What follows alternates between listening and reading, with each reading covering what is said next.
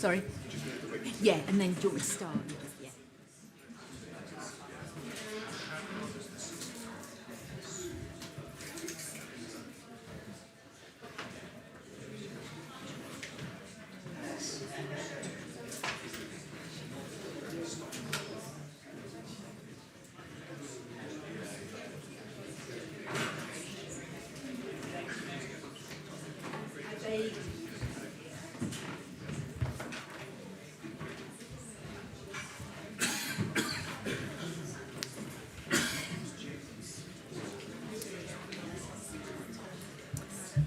This is an open hearing. This is an open hearing of the independent inquiry into matters relating to Afghanistan. Please ensure that all mobile phones and other personal electronic devices are either switched off or in silent mode. Please may I also draw your attention to the fact that the Chair of the inquiry, the Right Honourable Lord Justice Haddon-Cave, has made a restriction order dated 22nd of January 2025 in relation to the conduct of those who are attending the hearing.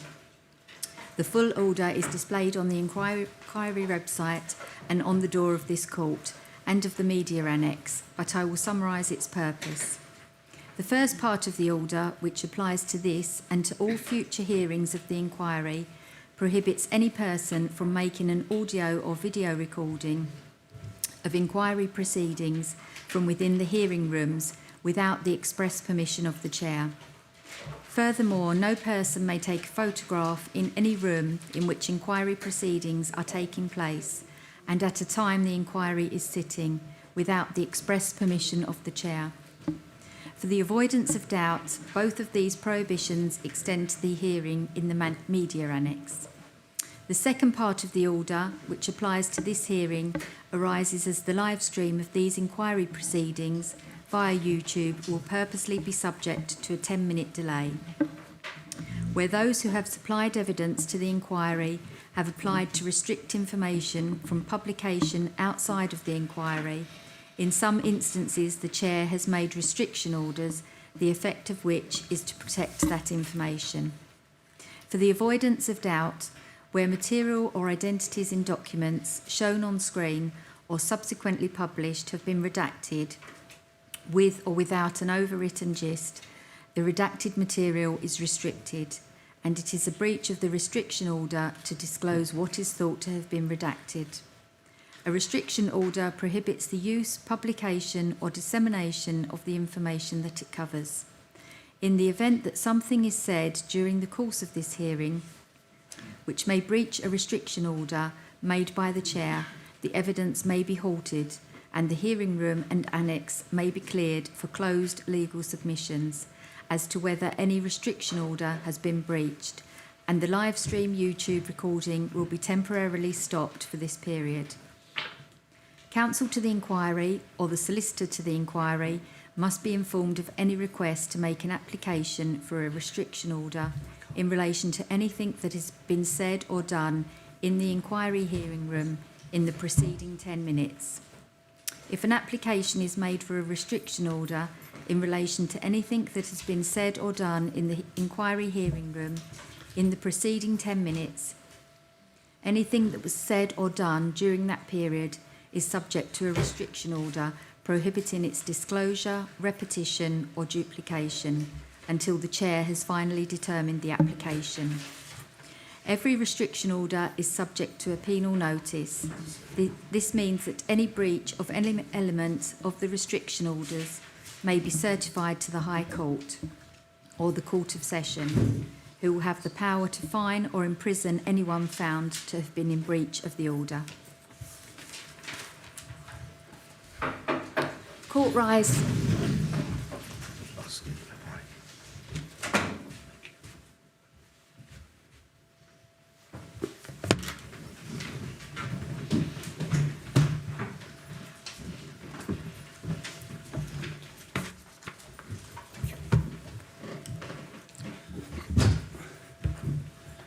Mr. Glasgow. Please, sir. Mr. Pughsley, just before we rose for lunch, we had touched on possible documentation that might exist with helping understand the rationale for the closure of Operation Northmoor. Before we look to any of the documents, can I just make sure that I have understood your expectations of what should have happened and on what those expectations are based? You've told us that you would have expected to see a full closing down report. And what would such a document entail, please? So the document would entail two major items. Number one would be the original decision log, if the decision maker is keeping a policy file in any way, shape or form. So a full decision log with regards to the decision and the rationale for it. Next to that, it would normally be through a goal group and therefore a full account of the goal group with regard to everything that was said, everything that's been done and why everything's led to the closure. And all of that would be brought together in a report, a full report, articulating fully all of the activity, all of the lines of inquiry, those that were outstanding and why they have been exhausted or are impossible to fulfil in a closing document. I mean, insofar as there is any sort of document which summarises Operation Northmoor and produces any sort of understanding or rationale for the investigation, there is a very detailed executive summary which was created after it was closed down. The executive summary is probably the biggest executive summary I've ever seen. It's a very detailed and massive document. My recollection of the closure decision in that document is pretty sparse. In terms of its detail and what is set out within it, does it contain what appears to be a comprehensive explanation of the lines of investigation, the evidence that was gathered, and even summaries of the available witness interviews or any other interviews conducted with individuals? It does do that in the main, yes. But rather than simply summarising what they found and what they looked for, does it offer to the reader, such as yourself, any explanation as to why Operation Northmoor was stopped and went no further? No, it doesn't. That's the pieces that I think in a full overarching report, closing report, you would have all of that exact detail. So I found elsewhere, for example, how many witnesses, potential witnesses, were still outstanding. And we'll come to it in a moment, but the fact that there were outstanding potential witnesses who hadn't been spoken to, is that the sort of line of inquiry you would have wanted to see closed off before there was a closing down of an investigation? I think it's paramount that that is closed off one way or another. Whether it's speaking to them or establishing why it is impossible to speak to them? Absolutely right. That's correct, Chair, yes. Do you think if there's still a possibility that witnesses who may be key witnesses can be spoken to, that means the line of inquiry is still open? Yes, I do. As to that executive summary, we're not going to look at it in detail, but can we just look to the relevant paragraphs that might assist with understanding the closure of Northmoor? We can find that in file 1, please, and it is divider 7. Excuse me.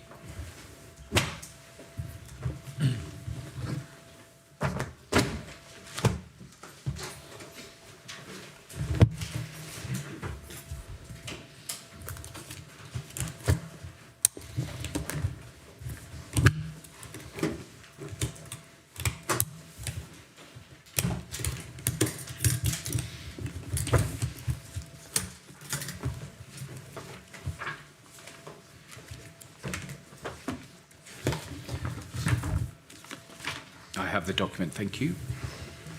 What I'd like to do is to look at what appear to be the 3 paragraphs that deal with the 3 separate objectives, that is Tyburn Objective 1 and Objective 2, and to see whether there is anything in those paragraphs that helps.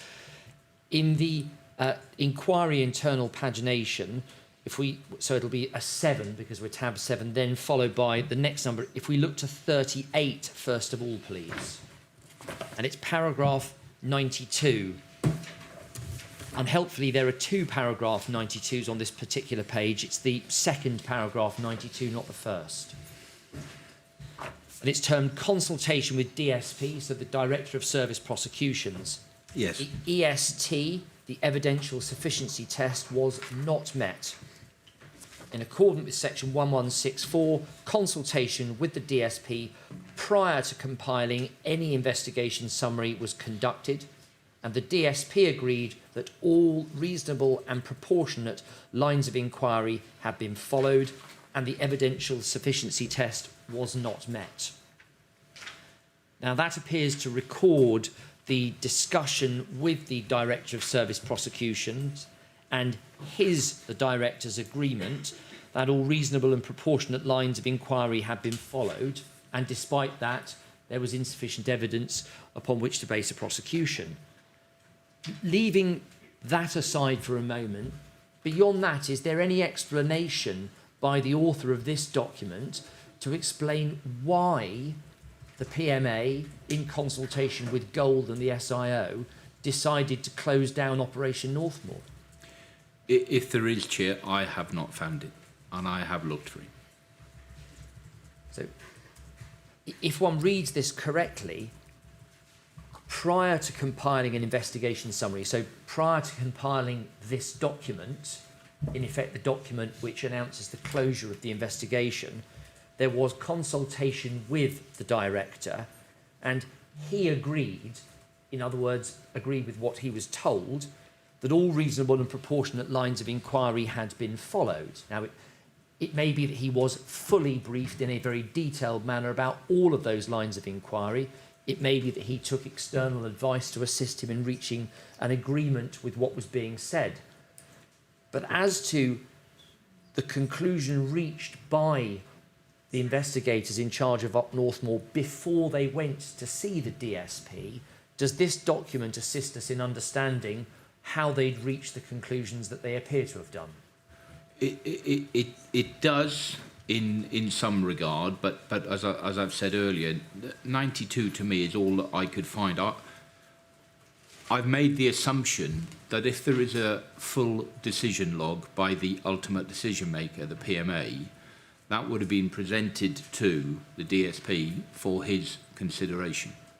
If it's just a verbal conversation, I'm sitting here not knowing whether the DSP was told there are a significant number of people outstanding that either we couldn't get to or we've simply not seen. That is a relevant point, I would imagine, in anybody's consideration with regard to whether it should be closed or whether you're agreeing and authorising said closure. I don't know what was in that conversation. It may be that there are other documents above and beyond this which exist that have not been provided to you by the MOD. It may be that there are individuals who can give evidence in due course about the nature of any discussions and how the decision was reached. But from what you've seen, have you been able to understand the rationale that lay behind the decision to approach the DSP to see whether he agreed with the closure of the report, of the investigation? Not clearly, no. I can understand the process from the documentation that's been seen, but the three elements that I mentioned earlier, I assume that the DSP was informed of those outstanding lines of inquiry, but I cannot find any documentation to show that he was.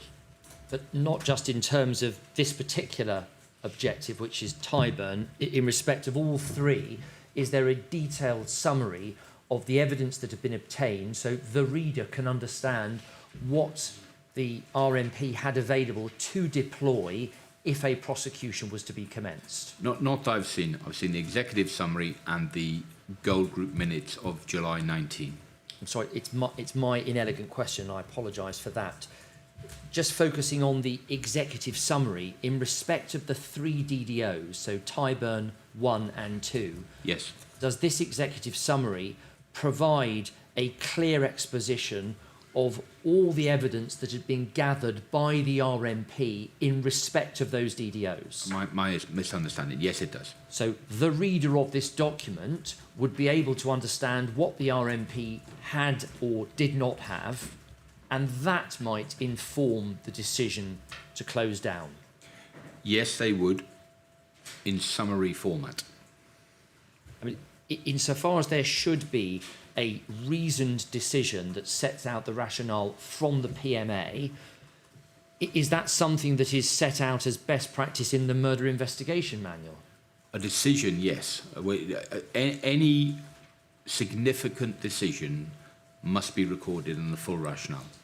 So a decision by the PMA to close this down, if we understand his system that he was using A4 bits of paper, there should be a very full A4 bit of paper articulating, in my view, why he agreed to close Northmoor down in July 19.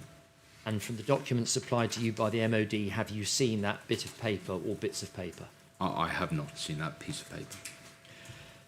For completeness, can we just look to the paragraphs that deal with Objective 1 and Objective 2? They appear in a very similar format in this executive summary, keeping with the internal pagination. So it is 7 dash, the first is 48.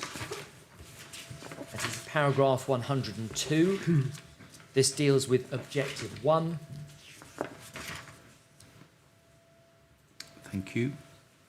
The evidential sufficiency test was not met. In accordance with section 1164, consultation with the DSP prior to compiling any investigation summary was conducted, and the DSP agreed that all reasonable and proportionate lines of inquiry had been followed, and the evidential sufficiency test was not met. In other words, in almost identical terms to that which we'd seen only 10 pages before. Yeah, it describes the same process.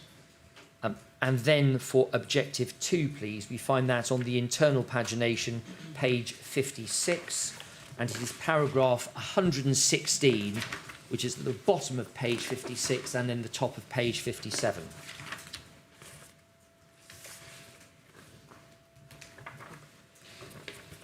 Consultation with DSP. The evidential sufficiency test was not met. In accordance with section 1164, consultation with the DSP prior to compiling any investigation summary was conducted, and the DSP agreed that all reasonable and proportionate lines of inquiry had been followed, and the evidential sufficiency test was not met. And so we understand the process that had been embarked on by Operation Northmoor. In order for there to be a prosecution of anyone, was it necessary for the RMP to consult with the service prosecuting authority and indeed with the head of the authority, the director? That is my understanding, Chair, yes. So whilst the rationale behind the decision of the investigators to close down Operation Northmoor might not be set out here, what is recorded is that they took advice from the head of the service prosecuting authority, and he did not agree with the conclusion they reached that the evidential sufficiency test was not met. He did agree with... He did agree that it was not met. Too many negatives for one afternoon. Yes, that is correct, Chair, yes.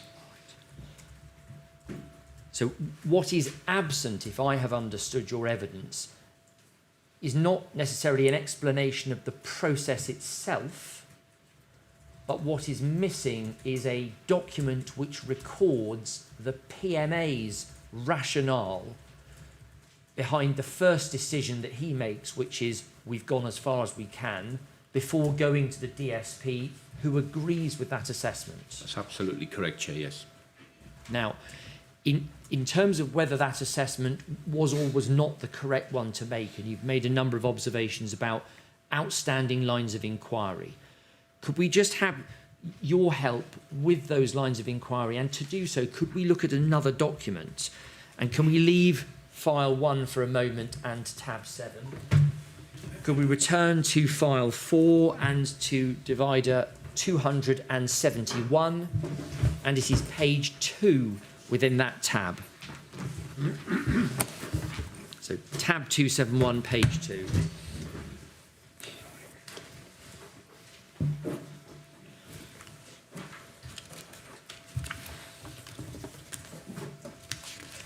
These are the speaking and briefing notes provided in advance of the Gold Group meeting for the 14th of June of 2019. Present the PMA, additional individuals including Gold, Sir John Murphy, Mark Ellison, the DSP, Andrew Cayley, and Stephen Kell. If we look to the agenda, which begins with introductions and opening remarks, and this may assist with whether or not the DSP was actually aware of any outstanding lines of inquiry, since he, Andrew Cayley, is present at this meeting in June of 2019. And the purpose of today's meeting is to, 1, get an update on remaining Op-T lines of inquiry and its time frame, get an update on objectives 1 and 2 lines of inquiry outcome. In other words, to provide an update on the outstanding lines of inquiry for the 3 principal DDOs that were being investigated, which we've just looked at the close down of. 3, identify a timetable for completion, which would and how this will be communicated to the Secretary of State. And then I'd socialised 3 potential courses of action with you, which were suspend Op Northmoor, but continue with APU lines of inquiry under the SIB regiment. Complete Op Northmoor would require a robust justification with a line of inquiry remaining, and continue with Operation Northmoor and wait for completion of APU line of inquiry. These courses of action were based on the understanding that we may be unable to get to Afghanistan before September. So we can understand the significance that there may be of that observation and the 3 potential courses of action. What do you understand to be being proposed at this meeting, which involves both the PMA and the Director of Service Prosecutions? I think the proposal is sound in that it is articulating there are 3 broad and different options available depending on the updates to the Gold Group meeting from those carrying out current investigations, and the 3 options are the bullet points that you've just highlighted.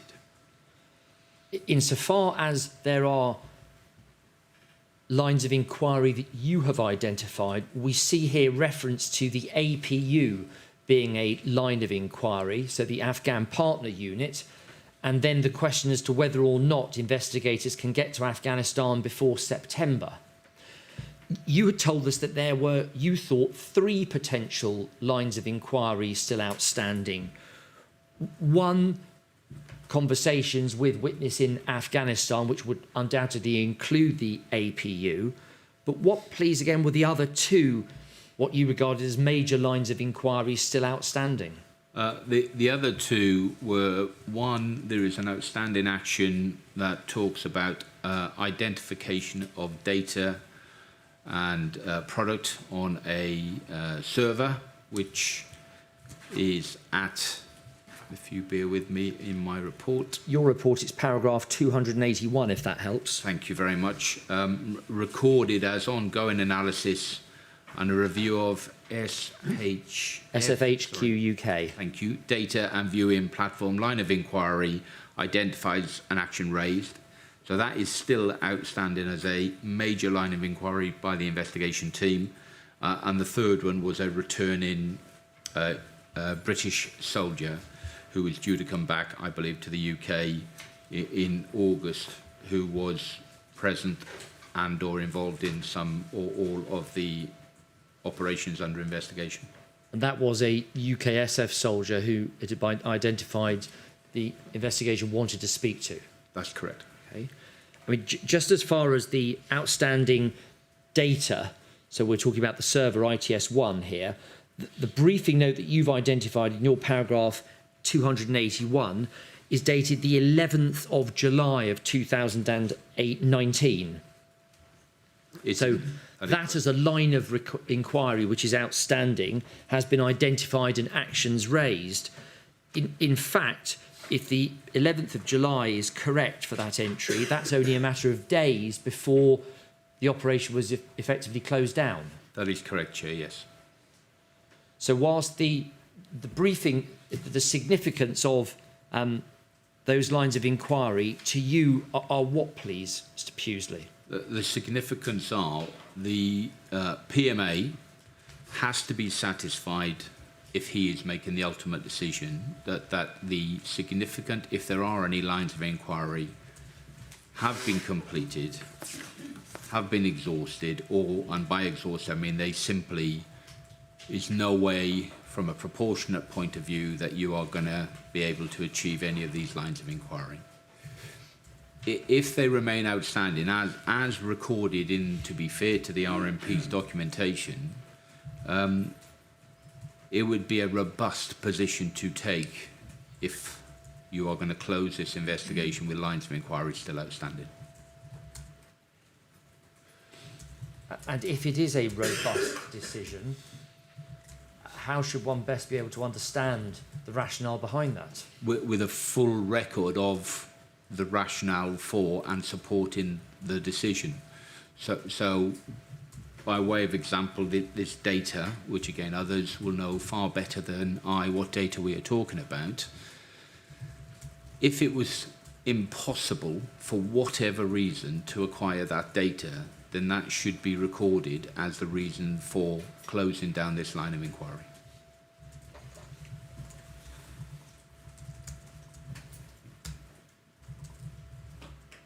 Given the level of detail that's contained within the executive summary, which was a document that spent months in creation, because indeed it's discussed in the goal group in June of 2019.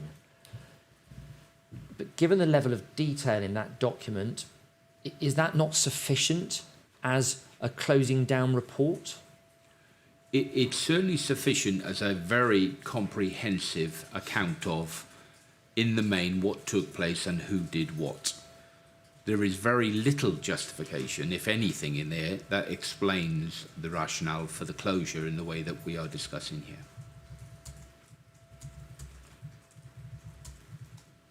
In terms of any other events that were due to take place in July of that year, have you identified anything that might increase a sense of time pressure on Operation Northmoor in any regard?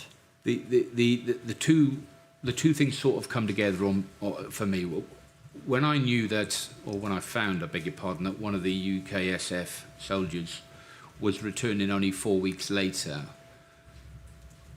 my antennae pricked a little with regard to why you're not waiting as a minimum 4 or 5 weeks then, if the other two are impossible, the other lines of inquiry.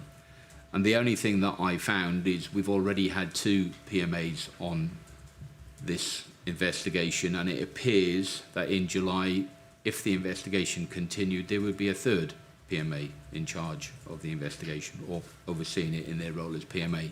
Whether that influenced any decision in July 19, it would be for others to answer that, but I think it's right that I comment on seeing it in the documentation highlighted amongst emails. Right, so the fact that there was due to be a change in PMA, in fact, on the 19th of July of 2019, was the subject of discussion in emails when the closure of Operation Northmoor was being raised. That is correct, Chair, yes. Above and beyond the fact that it was mentioned, have you seen any document to suggest that that played any part in the decision-making process? Other than it being mentioned, no, I have not. If we try to move this investigation into a civilian context for a moment and imagine an investigation of this size being conducted by a Home Office police force, when it comes, if it did, to the closing down of an investigation with no prosecutions, what would you have expected to be seen being produced by the Chief Constable, by the Gold Commander and by the SIO? So by the SIO and the Gold Commander, firstly, a closing report in the way that we've described. For something of this magnitude, this investigation and decision, I would have had an even bigger than the very good exec summary as it is, a wider overarching report that covered pretty much everything from 2011 to 2019. And I would have expected Gold and the SIO to bring the proposals to me so that I understood as Chief Constable why it was being closed down. I might not have been the person closing it down as the PMA was. I think that's Gold's decision. And of course, as you've rightly observed, it'll be for others either to assist us with documentation not yet seen or with accounts to explain why decisions were taken, and that will happen in due course. That is correct, Chair, yes. Can we change topic slightly, please? And you've identified in your report what you termed cross-cutting themes. So certain themes which featured during your consideration of the documentation, which rather than being specific to a particular date, have in fact had relevance throughout the life of the investigation. They are set out in your report at paragraphs 286 onwards. Touching on them briefly here because you've mentioned some of them already, but I want next to come to consider the other investigation, which was Operation Sestro. But just picking up on these themes, if we may, 3 themes which you identified. The first you've termed linked series investigation.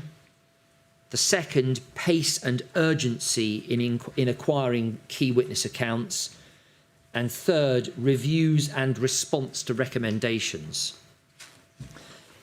Just picking up on the linked series, which is something that we've identified in the documentation, which we know Northmoor had an eye to, and which you've already made comments about. Could we just look at your observation at the end of paragraph 287?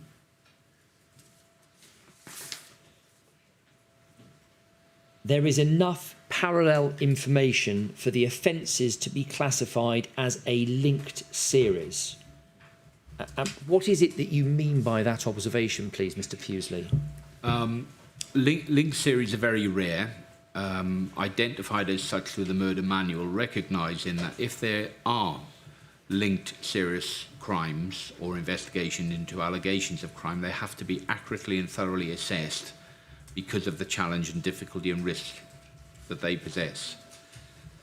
When I look at the objectives tie 1 and 2, then there are a lot of similar activities and behaviours that mean and cause me to say I believe that those should have been investigated as a linked series, and indeed maybe all of the 11 as a linked series. And they are the same allegations were made with regard to what was allegedly happening, as in people were being killed unlawfully. It was the same in the main people carrying out the activity, so the same soldiers. It was the same methodology in that they were in effect deliberate detention operations, and that those who raised concerns raised similar concerns on those operations, as in the individuals killed, weapons recovered, and photographs and such like in situ, and concerns about those. So all of that together, you were pretty much reading that it was the same scenario on each or most of these deliberate detention operations. To me, therefore, there may have been patterns of behaviour that should have been explored more fully, and by linking these series, they would have been investigated to that effect, or could have been. Given that the breadth of focus was expanded to include, at least as a low priority, the other DDOs that have been raised in the TTP review, did the investigators have an eye, at least, to linking all of these as a series? I think an eye in that you see decision logs where they consider it and decide not to link the series. So certainly Captain Wright makes that decision. The NCA advisor agrees with his decision. I disagree with both. Did they give an indication as to why they took that decision? I think on both occasions, one of the things you're allowed to do via the manual is to defer the decision to get more information. And I think they choose that option, Chair. Thank you. By focusing on 3 DDOs and giving a low priority to the remainder, what might have been lost to the investigations and the investigators? Well, you certainly may have not seen, if there was a poor pattern of behaviour on all of these operations, that may have, of course, not jumped out quite significantly if you're only looking at 3. You may have found that one of the tactics or one of the elements described of the reason for people being killed was exactly the same 11 times. And that might be appropriate and relevant, and it might not. It might cause people to ask some more questions.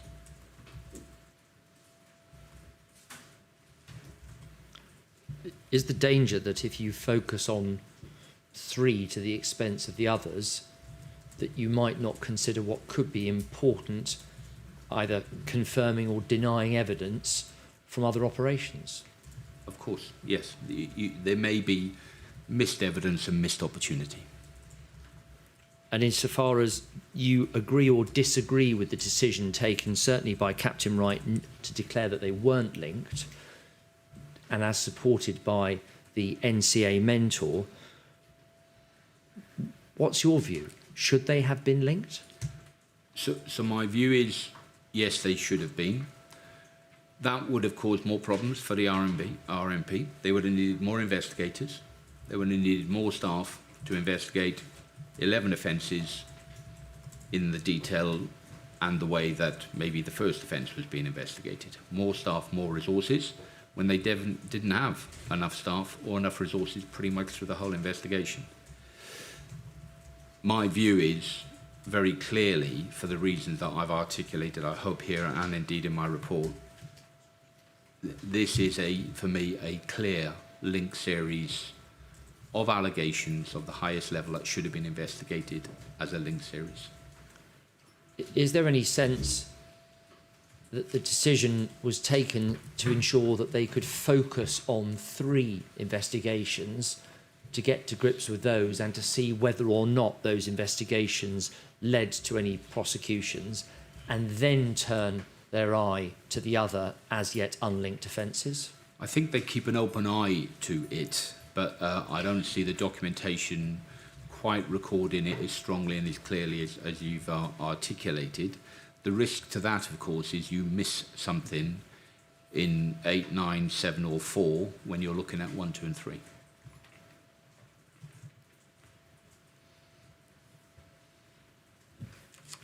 Again, picking up on a subject that you've mentioned on a number of occasions, but you've termed in your cross-cutting themes paragraphs as pace and urgency in acquiring key witness accounts.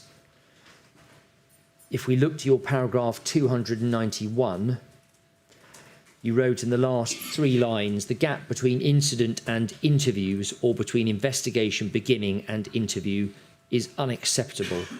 Contemporary accounts from witnesses were not obtained.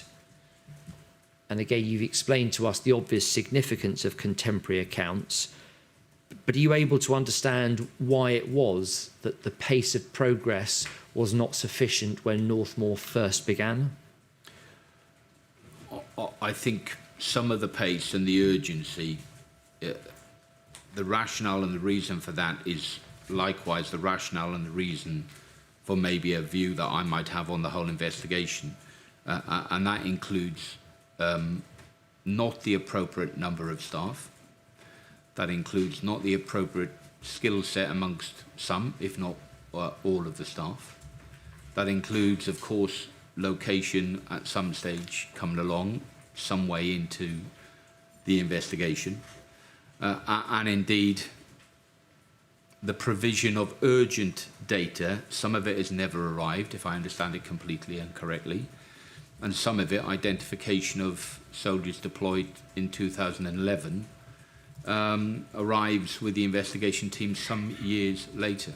So all of those reasons add to a sluggish investigation. But of course, right to observe, as you did at the outset, that the gap between the incidents and referral to the RMP is no fault of the RMP.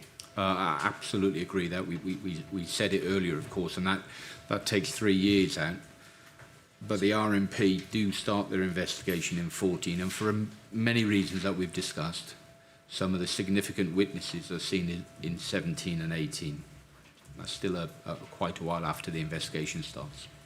And of course, it may well be that those who conducted those interviews or who organised them can explain in due course why there was a delay in the holding of interviews. It may be problems with location or access to witnesses or refusal on the parts of witnesses, but that will have to be the subject of evidence in due course. Absolutely, Chair. Just picking up on the third of the cross-cutting themes, and that is reviews and response to recommendations. We've had your help in identifying the 4 sources of external guidance and quality assurance that were deployed during the course of Operation Northmoor. And we know that there were MERT teams, IRT, the IAG and the NCA all involved, sometimes at the same time, but also separately, in offering help and guidance as to how to progress the investigation. Yes. In your paragraph 295, you've identified a common theme, as you've described it, of slow response to many of the recommendations made. And can we have your help with that, please? Because, if I just observe, when we looked at the IRT recommendations, we can see that they were adopted by the PMA, and the IRT themselves commented in their insurances that they had seen good progress with their recommendations. But you've termed a common theme of slow response. And could you just help us with that, please, Mr. Pughsley? I can. If I just take that one particularly, so 2017, if I take the first review, January 17, go and get witness statements from those deployed. Some of those soldiers had witness statements taken in 2018. I don't see that as a urgent, quick response to those recommendations.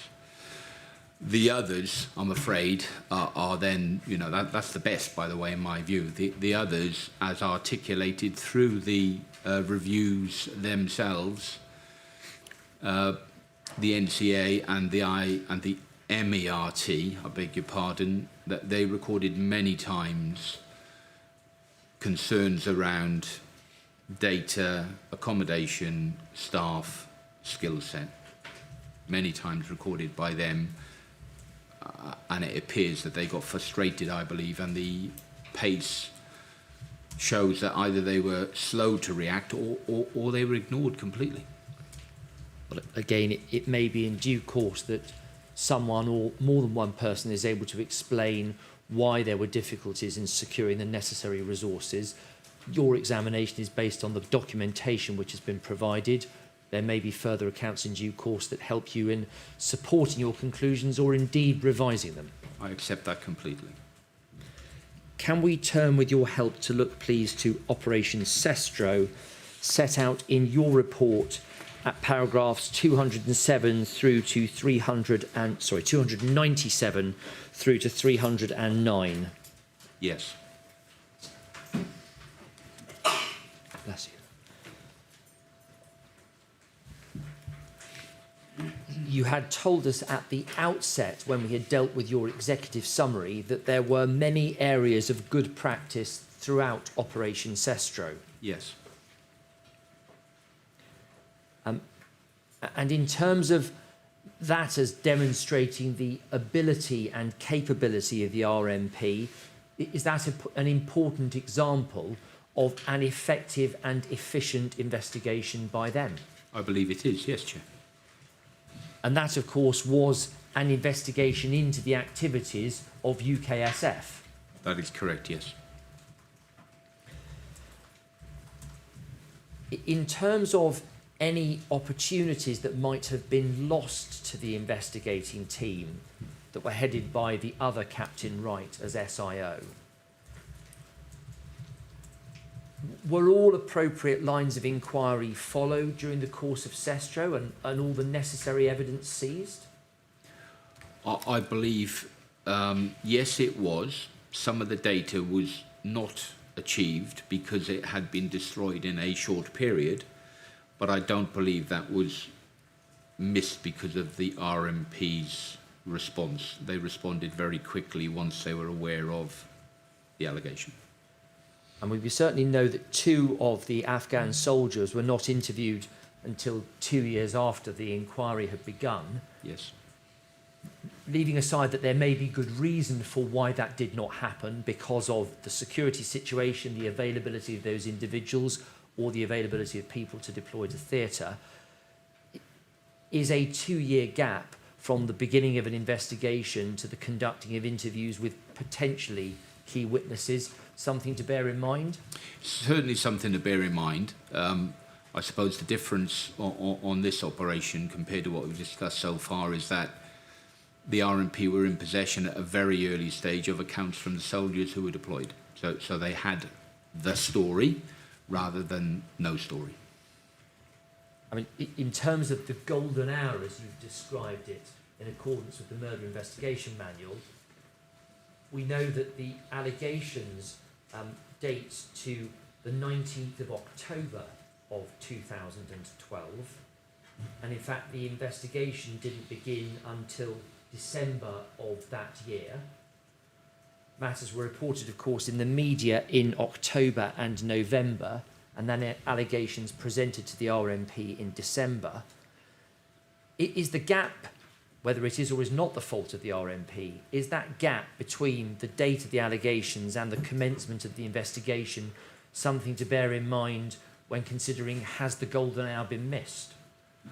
I think it is worth bearing in mind, but it's some 6 weeks or thereabouts, and therefore a lot of the golden hour principles of getting early contemporaneous accounts from potential witnesses, by way of example, was achieved.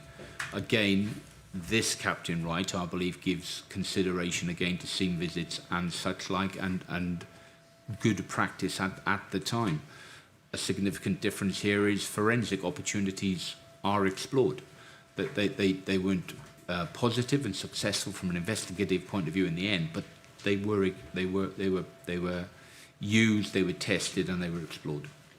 And when looking at the decisions taken by the SIO, Captain Wright, and the steps by her and her team to take the investigation forwards, from the documentation you've looked at, do you think that she or they missed any opportunities in the course of the investigation that you would have liked to have seen explored?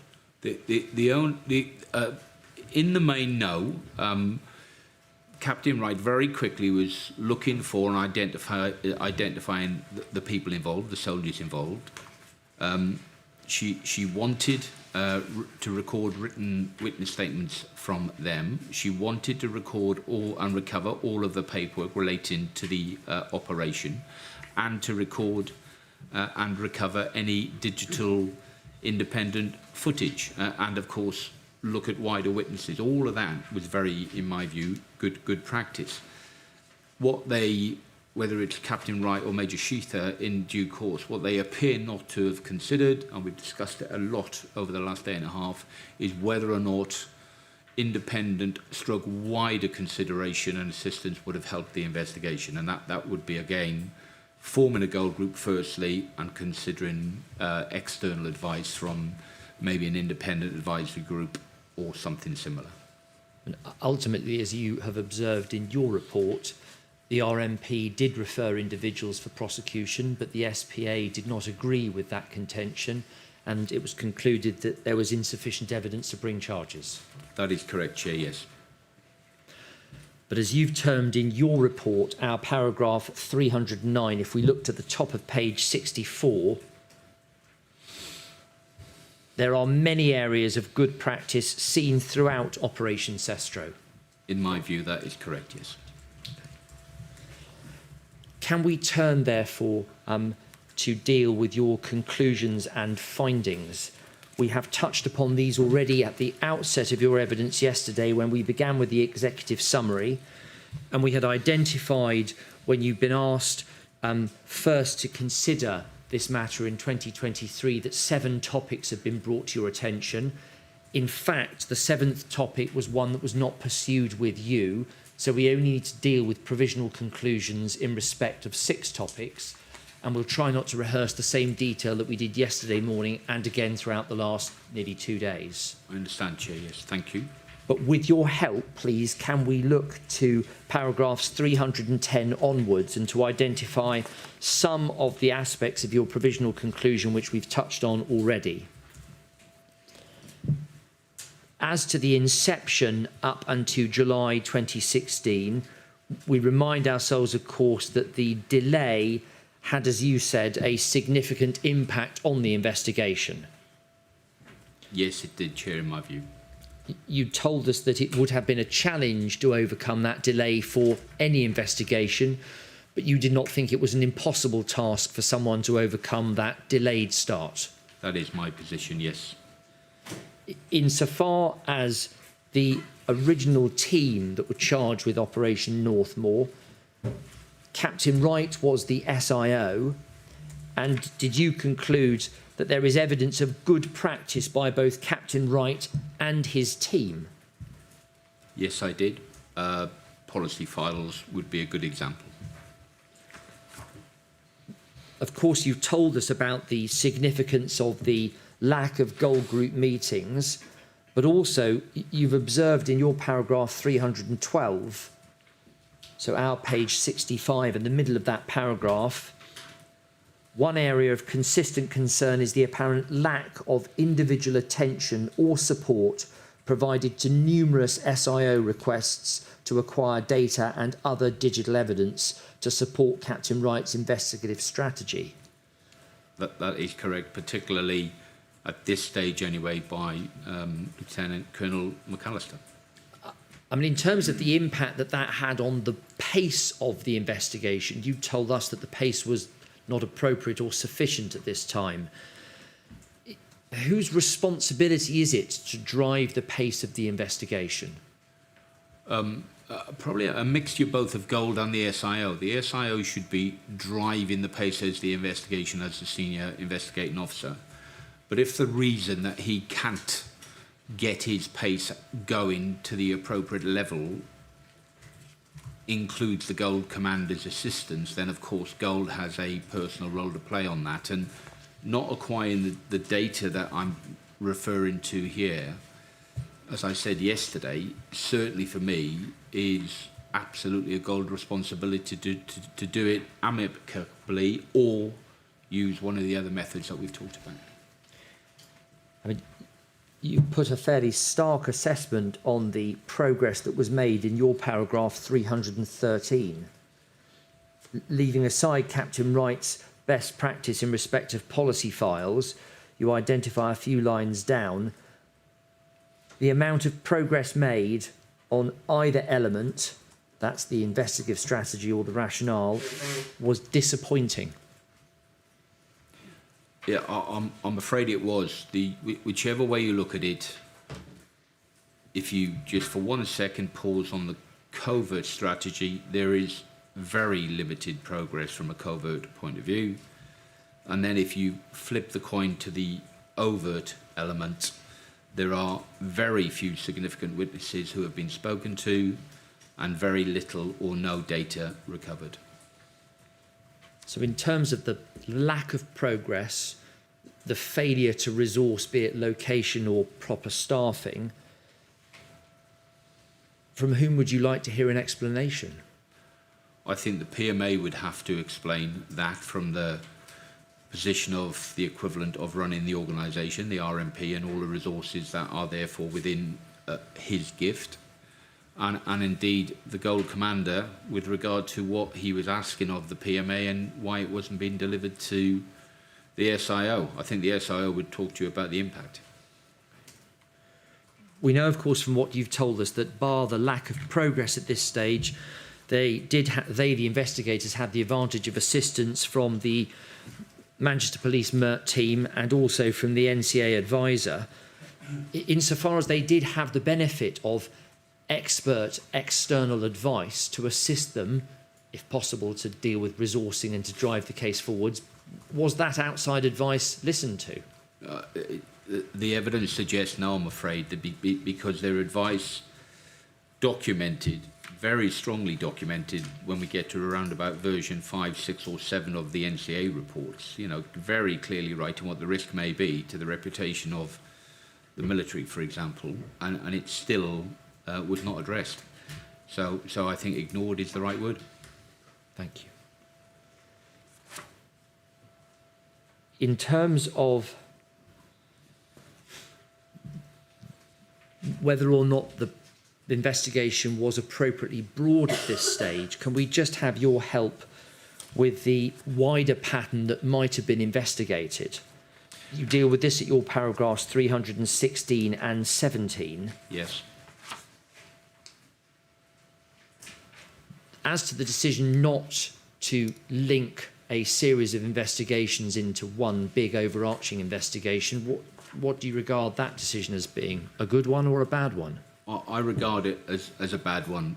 As I've explained earlier on, if you take the position that the RMP had decided to investigate these allegations as allegations of murder, understandably so, they categorised at least one of them as a very serious murder investigation and indeed a critical incident, and all of the elements of the 11 DDOs are so similar that I struggle to understand why it was not linked. And that's not just the RMP, that's the advice given to them from external bodies as well. Because if we look to your conclusion in paragraph 317, you identify there in the last few lines, it's my view that Operation Northmoor could properly be seen as a failing investigation. For the reasons I've just articulated. No covert progression, next to no witnesses seen and evidence acquired from a significant position, and no independent or next to no independent evidence acquired to support the investigation.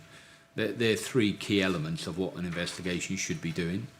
The reasons for that then compound it, because I'm sure some of the reasons are no staff, not enough staff, not the right skilled staff. Just as some of the headlines, I guess. And that, of course, is still a provisional conclusion by you, which may be revised, or indeed you may stand by it, pending the receipt of further evidence and information in due course. Of course, absolutely. I've been conscious from day one. It's a finding based on documentation. In identifying the potential witnesses that you would want to hear from, I very rudely and foolishly indicated that you might want to hear from the PMA. That was a mistake on my part because he is now deceased, and I meant no discourtesy to him or to his family, and I'm very sorry for that. But of course you would, if at all possible, like to hear from others who could explain his rationale if they knew it and understood it.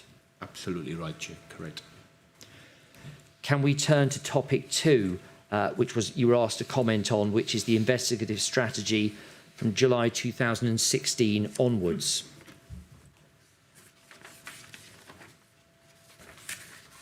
You'd identified to us in the course of your evidence the potential significance about the changing of key roles, what impact that might have, and whether it did in fact have a good and beneficial impact or not.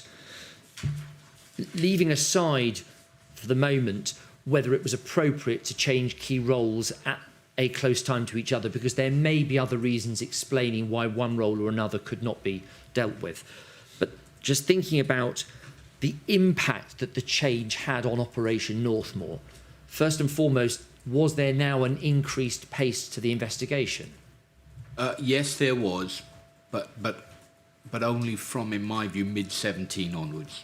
So initially that pause you spoke of, when the PMA, Brigadier Neil, sought to assist himself and his lack of experience by speaking to others who might better advise him. That's correct, Chair, yes. Okay. What about a continuation, if there was one, of the best practice in regards to decision logs or appropriate meetings? So decision logs, policy files, again, Major Cox, when he replaced Captain Wright, pretty much good practice from both of those with regard to compliance and the need to use those policy files. Gold commanders, I haven't seen policy files from either of them, and we've looked at some of the gold decision minutes of meetings. If as some goals have in the past, if they're relying on those minutes for records of their decision making, then many of them are poor, and you won't find that in there. And then we've talked previously about the PMAs, and particularly the A4 separate sheets of paper as some form of decision log is not good practice. So record keeping, the SIOs have led the way, but the others have fallen behind, I'm afraid. Structurally, you mentioned gold. Other than when we get to pretty much closure, and there are 3 gold groups in 2019, June, July, and 1 in March. For the whole rest of the period, the gold groups, in my view, are way below what is expected of a Category A plus murder investigation.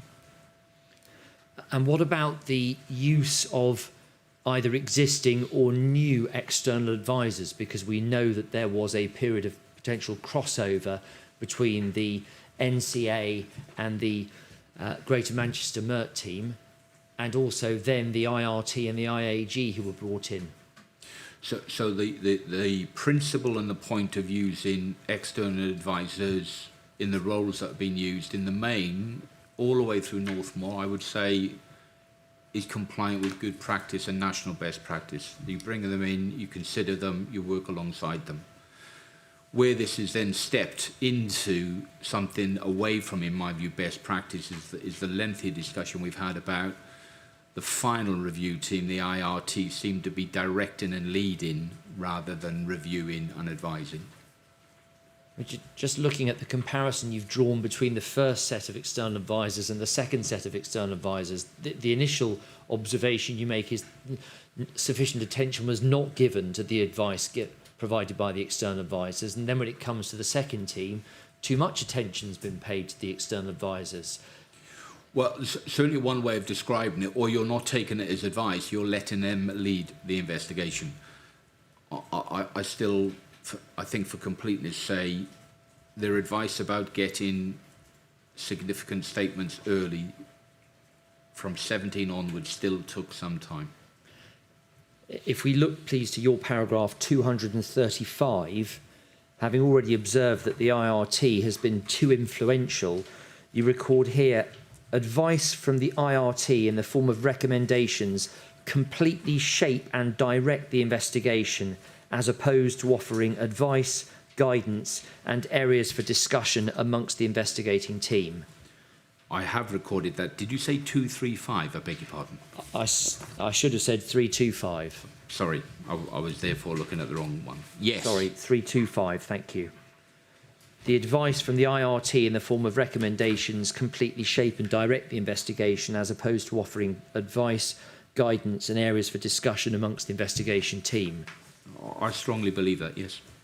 And if we then turn over the page to 328, and just that first sentence, if we may, from the documents provided, it appears that the IRT are directing the investigation rather than supporting and advising, as is the purpose of any review. That is correct, yes. Very briefly, because you have touched on this already, but what is the disadvantage of an investigating team saying, we need expert help, we've identified who we think are the experts to assist us, we've asked for their review, they've given us recommendations, and we're going to adopt them? I think there's nothing wrong with that in the main, as long as you're still bringing in all of the considerations and expertise from those people already deployed on this investigation. So whether that be Captain Wright, Major Cox, either of the Gold Commanders, the PMAs, or the wider team. And you have to have, in my view, absolute clarity on who is leading this investigation. And if it is the RMP, then that is either the Gold Commander at the time, or, as we've discussed, the PMA seems to be actively involved as a Gold Commander at the time. A review team coming in and holding military investigators to account through assurance reviews doesn't feel what a review team should be doing. Can we pick up with topic 3 on something that we've dealt with very recently, which is the decision to close the investigation? and it may be because we've only just touched upon it that we don't need to go through it in as much detail perhaps as we have for the first two topics. But you identified, as you did immediately in the course of your evidence, the failure to provide a detailed record of the decision by the PMA, Brigadier Neil, to close down. And in terms of whether there was a justification for closing down Northmoor at the time that it was closed down, you've already told us in the course of your evidence this afternoon that there were 3 main lines of inquiry that you regarded as still outstanding. That is correct, Chair, yes. And that you would have wanted those, if not closed off by having been completed, you'd want a clear understanding of why they could not be completed. That is correct, Chair. I think I used the word impossible. Why would it be impossible to not finalise or close, whether that be the data, whether that be the outstanding number of witnesses, or indeed the one UK SF soldier? In the absence of a documented rationale from the PMA or indeed from anyone else as to why the RMP decided they could go no further, are you able to understand the decision taken as it was in the early summer of 2019 that closing down the investigation was the right course of action? I understand from the Gold Group minutes why they've made that decision, but the Gold Group minutes for me do not close down the major lines of inquiry. The documentation tells me, without using the number again, there is a significant number of potential witnesses who have not been seen. Importantly, some of the members over there had been seen, and whilst their accounts were negative, it shows that people can be seen. So I haven't seen why the large number have just been, I suppose, dismissed when you've already found some. Can we please turn to consider your topic 4, which is one that we've considered on any number of occasions over the last day and a half because it relates to capability. You identified in your paragraph 347 in the last 3 lines, Operation Northmoor needed and deserved the right number of staff and resources from outset to its conclusion. In my view, they also needed the best and most skilled investigators, gold commanders and SIOs the military had. Yes. What if they did have the best, most skilled investigators, gold commanders and SIOs the military had? Well, if those that we've discussed were the very best, and I believe that therefore their experience in some regard is missing, I would have expected them to try and address that risk somehow in one way or another. I suppose we discussed yesterday one way of doing that would have been handing the investigation totally over to somebody else, Home Office Force, rather than the RMP. A decision for the PMA, not for me.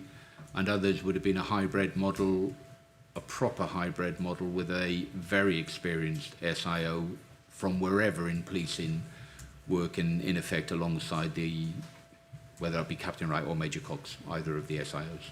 Just considering those 2 options for a moment, that's an outside police force or a hybrid model.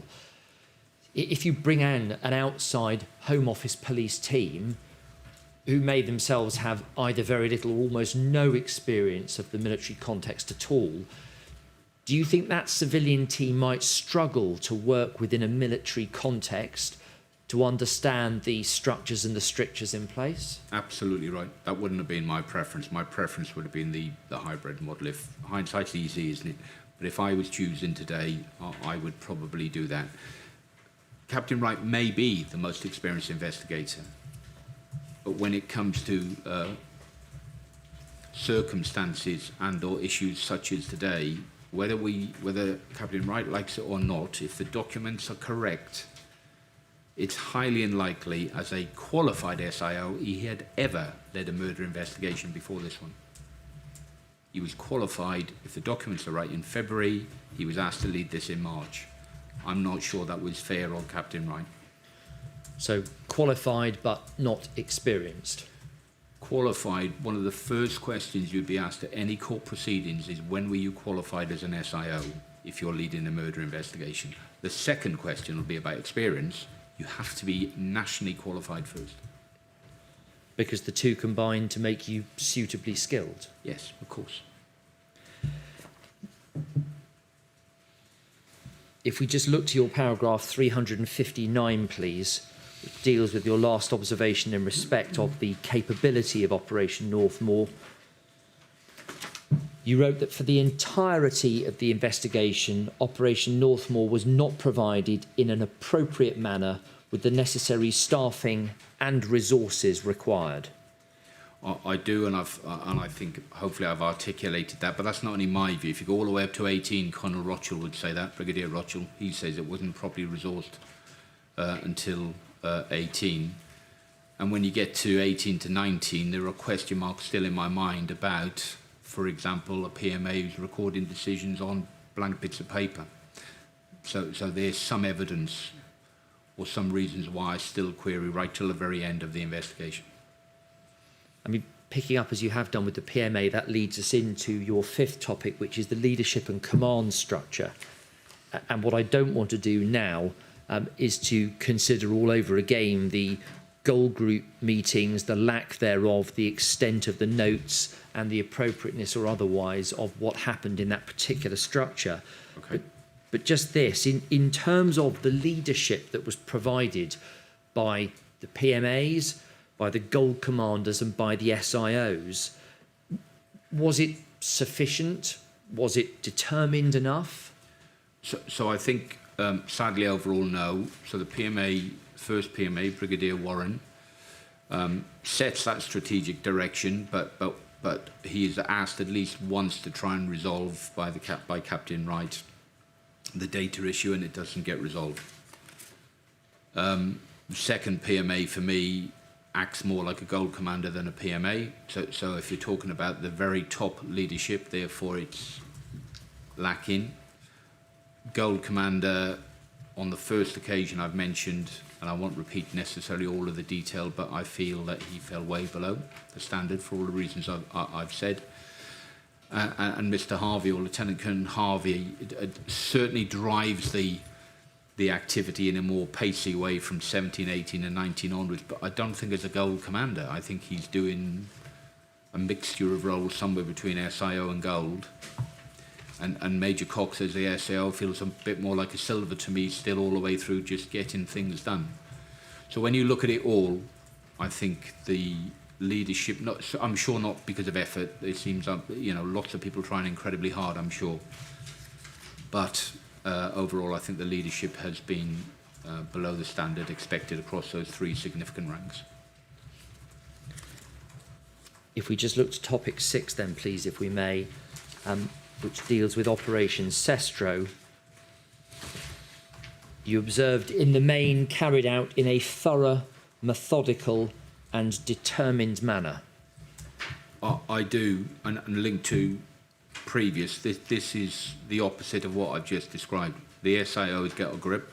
She's got a grip very early on, and she's supported later on by Major Sheether, who takes the investigation to a very high level.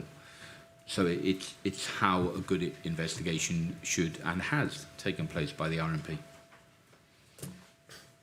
Somewhat different as you've described the investigation carried out by Operation Northmoor. Timely and good leadership. Whereas Operation Northmoor lacked good leadership? I think it did, unfortunately, lack good leadership, personal accountability from some of the leaders. Maybe some of the leaders just getting confused on what their role was and therefore blur in the roles and responsibilities, and maybe that contributed in some regard to the timeliness of the investigation overall. Did it lack appropriate resources in terms of suitably skilled staff and everything that they needed? Yes, so as I think I probably said right at the very beginning when we talked, the staff in numbers, firstly, through the whole investigation were not adequate, and that's not just me saying that, that's other people, including the military, senior people in the military. Then you look at the skill set, and again, people will be able to put some more meat around the bones from their own personal operational experience, but from what I've seen, it's sadly lacking in most part. And those who could empower and take and make that disappear, that problem, didn't seem to do it for whatever reason, whether that's within the RMP or indeed above the RMP in the wider military setup. Are you surprised by the actual evidential package which it ultimately reached at the time of its close down? Yes, the evidential pack. I'm not surprised to read what most of the soldiers deployed said. It was a long time and many operations later, and we were expecting, or they were expected to remember what happened or didn't happen clearly. Some of that has come from, in my view, the lack of time of getting, or poor time of getting to those witnesses. So the evidential acquisition, the acquisition of good and strong, compelling evidence was very poor at the end of this investigation. There was no data that I could really explore. The witnesses didn't really add anything to the account. And the independent data, I think, is still outstanding. And as far as the ultimate closure of the investigation is concerned, would you have liked to have seen the investigation continue to see whether tangible progress could be made on the outstanding lines of inquiry? I would like a final, absolute account of why the large number of witnesses couldn't be seen, and likewise an absolute, this data will never materialise. Then I would think you might have to close it down, because they would be your lines of inquiry exhausted. Mr. Pughsley, we've been through some 381 paragraphs of your 80-page report. Of course, we've not dealt with every single paragraph or all the information provided within it. But in addition to the answers that you've provided to me over the course of the last 2 days, would you like your report to stand in part as your evidence of this inquiry? Of course, Chair, yes, please. Sir, I've no further questions for Mr. Pughsley. I don't know if you have any questions for him.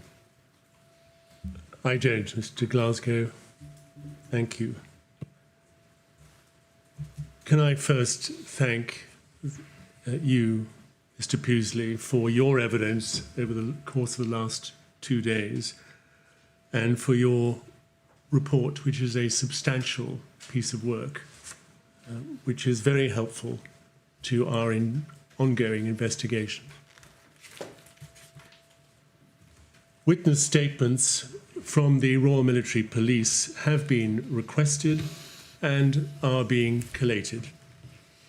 These witnesses will be invited to give evidence in due course, and Mr. Pughsley will have the opportunity to review that evidence and be informed by it, and may wish to update his provisional views that he's expressed in his substantial report. Before closing this hearing, I'd like to say a few words on 6 particular topics. I do so because, for reasons that I hope are by now well understood, much of the work of this inquiry and its hearings has, by necessity, needed to take place in closed, for the reasons set out in my original rulings on restriction orders. Firstly, IIA witnesses. Last autumn, the inquiry heard from a series of witnesses who'd made direct contact with the inquiry team via the confidential and secure methods set out on the inquiry website. Their evidence, which was provided during closed hearings, has been relevant to many aspects of the inquiry's terms of reference, including the allegations that UK Special Forces were engaged in a campaign of extrajudicial killings. I commend the moral courage of those individuals who have already come forward to give us their evidence, and urge anyone who may have information, however small, to contact the inquiry. Details of how to do so by secure means are on the inquiry website. Gists of that evidence provided will be published on an ongoing basis. Second, concerns and complaints, Part 2. I'm pleased to report that the closed hearings, which comprise the second phase of complaints and concerns, known as Part 2, from those who broadly raised or encountered concerns within the military about the conduct of UKSF during the period covered by my terms of reference, have almost been concluded. And the gists of those hearings will be published in due course. As I said in my statement of the 8th of January, the process of gisting is extensive and rigorous, and I'm grateful to all those in the inquiry team, the core participant legal teams, as well as the witnesses themselves involved in this important work. Third, DDOs. The progress of Phase 3 of the deliberate detention operations, part of the inquiry, has advanced since I last expressed concern about the Ministry of Defence's resourcing with regard to this issue during my May open hearing. The resourcing position has improved, for which I am grateful, but I continue to monitor the position carefully. The inquiry has now received what it currently understands to be the majority of the Phase 3 disclosure, and is now assessing from whom witness statements will be sought.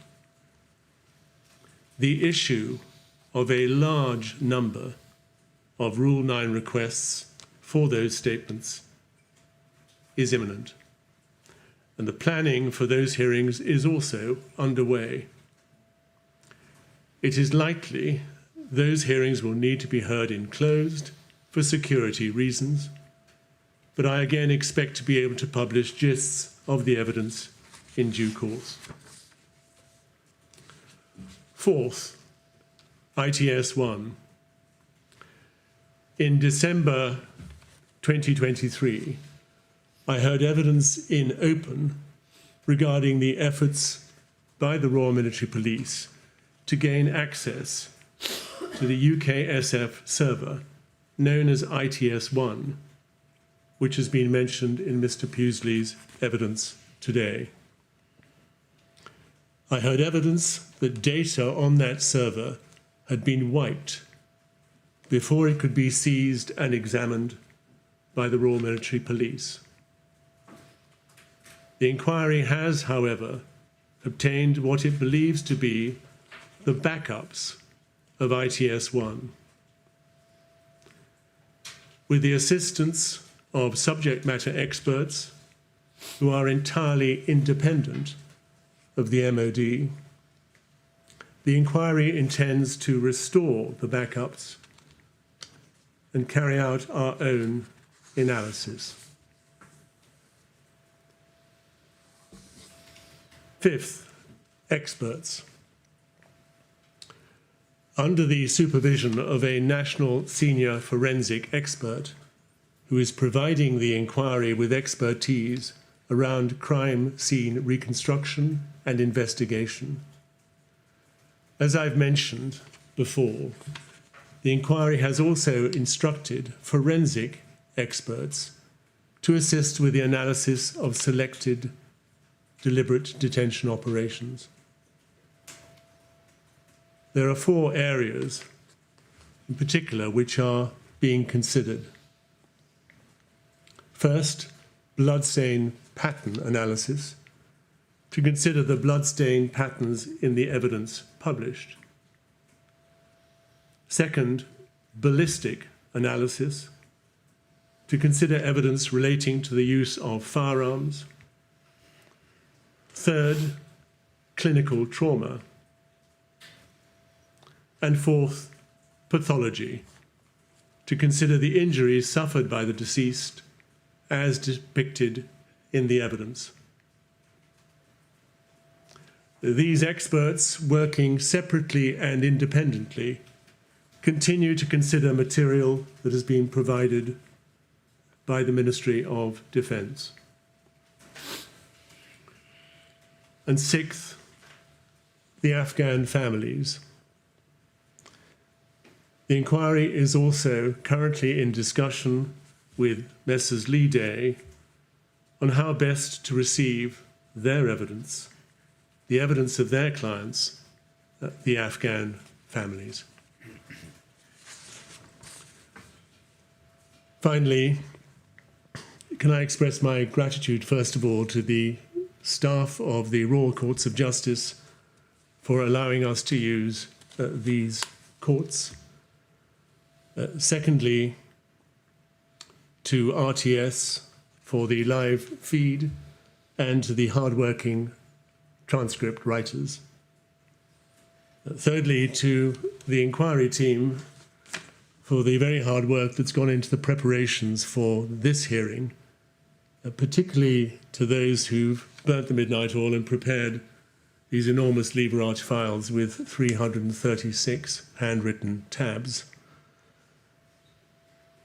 And fourthly, to you, Mr. Glasgow, and your team for the enormous hard work that's gone into getting these hearings through in 2 days. Can I thank all those present for their attention and for those who are watching on the live feed. I wish you well. We will now adjourn. Thank you.